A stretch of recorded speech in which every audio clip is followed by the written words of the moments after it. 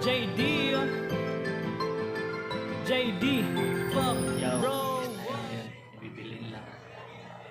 Another salin sa ato ang daog, hatagan nato og maayong bili ang iyahang pasabog.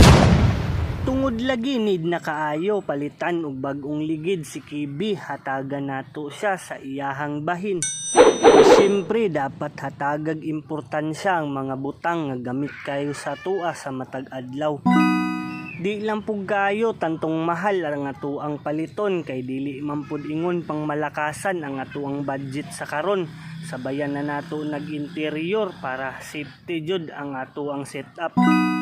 Di jud po dapat kalimtan nga i-double check ang atuang napalit para in case ug naay problema atua dayon nang mabalik.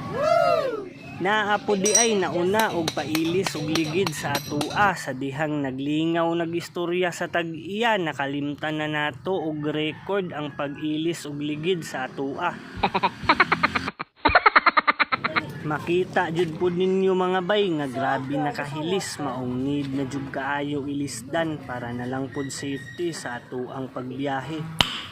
Nice. Kay nahuman naman ang atong tumong para sa motor, muuli na ta diretso ana.